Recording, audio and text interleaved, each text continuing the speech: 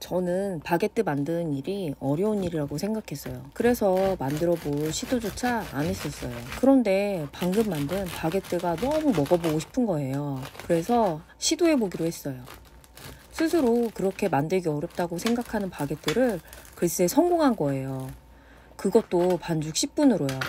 제가 만들면서 동영상도 많이 찾아보고 만들면서 알게 된 팁들도 영상에서 공유할게요. 5가지 재료로 생각보다 쉽게 만드는 실패 없는 바게트 레시피입니다. 저만 따라하시면 저처럼 성공하실 수 있을 거예요. 맛있는 바게트를 만들기 위해서는 먼저 사전 반죽이 필요해요. 제가 바로 만들 수 있는 바게트가 아닌 폴리시 바게트를 만든 건 동영상을 찾아봤는데 그냥 만든 바게트보다 폴리시 바게트가 풍미와 맛이 좋다고 하더라고요. 직접 만들어 보니까 굽는 냄새가 집안에 전체가 퍼져서 구수한 향이 나는 게 너무 좋더라고요. 빵을 뜯어서 먹어봤는데 글쎄 밀가루에서 누룽지 맛이 날 수 있다는 걸 저는 처음 알았어요. 거짓말인 것 같죠? 아니에요. 진짜 구수해요. 그리고 방금 구운 빵을 먹으니 기분이 너무 좋더라고요. 그러니 꼭 폴리시 바게트를 만들어 보세요. 과정도 생각보다 복잡하지 않으니 따라만 하면 완성할 수 있을 거예요. 사전 반죽인 폴리시를 만드는 것도 아주 쉬워요. 밀가루 175g, 이스트 1g, 물 33도씨로 175g, 몰트가 있다면 1g, 없으면 이스트 2g을 넣어주세요. 저는 2배 계량해서 치아바타도 만들었으니 부피로 인해 헷갈리지 마세요. 저보다 양이 반이 되는 게 맞아요. 물 온도는 33도씨에 맞춰서 사용했어요. 참고하세요. 밀가루와 물이 완전히 섞일 때까지 저어주세요. 생각보다 금방 섞여요. 바닥에 있는 밀가루 남김없이 섞으세요. 랩을 씌우고 상온에 2시간에서 3시간 이상 두세요. 그럼 알아서 밀가루 반죽이 발효돼요. 그리고 냉장고에 12시간에서 15시간 추가 발효시켜주세요. 그럼 영상처럼 반죽이 발효된 상태를 볼 수 있어요. 폴리시는 사전 반죽이라는 뜻이라고 해요. 폴리시로 인해 빵의 풍미와 보관 기간을 늘려주는 역할을 하니까 꼭 폴리시 바게트를 만드는 걸 추천드릴게요. 폴리시가 만들어졌다면 본반죽을 만들 차례예요. 본반죽은 물은 190g, 물 온도는 32도씨 정도 됐고요. 이스트 5g, 강력분 350g, 폴리시 만든 거 모두 넣으셔도 되는데 저는 250g 넣었어요. 소금 5g. 저는 책에서 10g이라고 해서 만들었는데 조금 짠맛이 나더라고요. 그래서 소금은 5g 정도 넣으시는 걸 추천드릴게요. 폴리시는 250g 넣은 이유는 저는 앞으로 먹이 주고 르방처럼 키우려고 조금 남겨놨거든요. 폴리시는 다 넣을 수 있으면 다 넣으세요. 폴리시와 본반죽이 어느 정도 섞였다고 생각되면 손반죽은 그만하셔도 돼요. 조금 힘들잖아요. 그 다음에 실리콘 주걱으로 바닥면을 긁어주면서 한 덩이로 모았어요. 한 덩이가 되었다 싶으면 그만하고 타이머를 30분을 맞춰주세요. 오븐에 발효 기능을 이용해서 저는 발효 상태로 두었어요. 발효 상태로 두어서 발효가 계속 30분씩 되었던 것 같아요. 30분 간격으로 폴딩 진행하세요.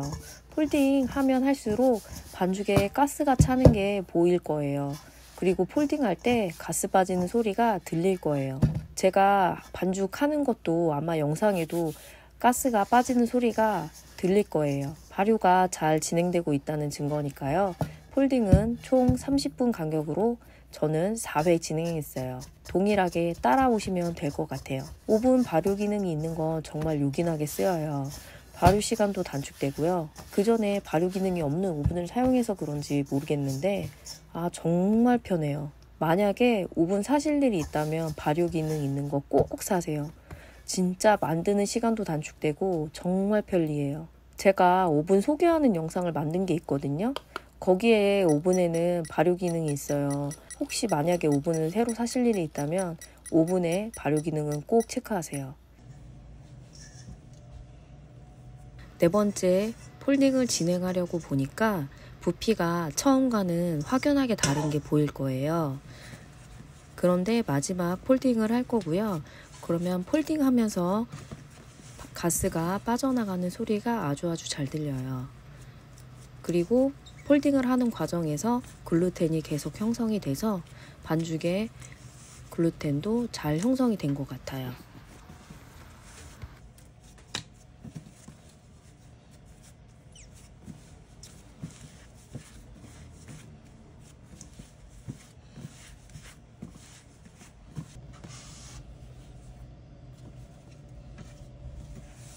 (350g씩) 분할했는데요. 그렇게 분할하니까 2개하고 150g 정도 남더라고요.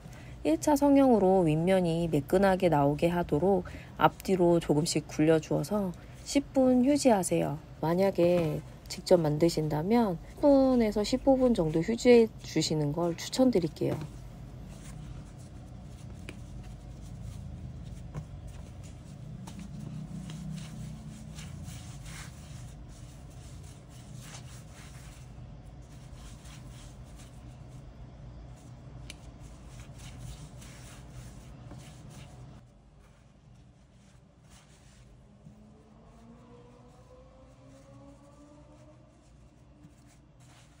(2차) 성형은 반죽을 여며주고 바게트의 길이를 만드는 과정이에요. 밀가루가 많아서 반죽끼리 붙지 않을 것 같아서 저는 붓으로 좀 밀가루를 털어줬어요. 팁을 드리자면 이음매를 잘 붙여놔야 오븐 스프링 시 다른 데가 안 터지더라고요. 칼집 낸 곳이 오븐 스프링이 일어나야 하는데 엉뚱한 데가 터지는 경우가 있었어요. 저는 그랬거든요. 그래서 만드신다면 참고하시라고요.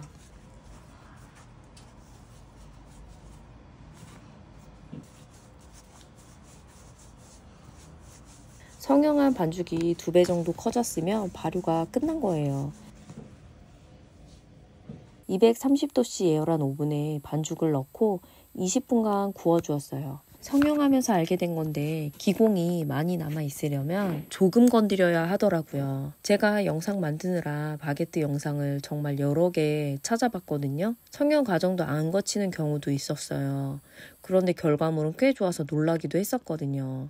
그러니까 성형하실 때 너무 많이 만지거나 하는 걸 좀 자제해야 기공들이 크게 잘 나와요.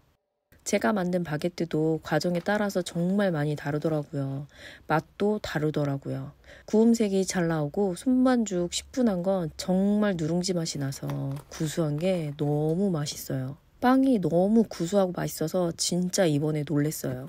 바게트 같이 들어가는 재료 없는 빵은 집에서 식사용으로 만들어 먹으면 좋을 것 같아요. 너무 맛있어서 또 만들고 싶더라고요. 저의 베이킹 영상이 매주 업데이트 될 예정이니 구독하고 편안히 받아보세요.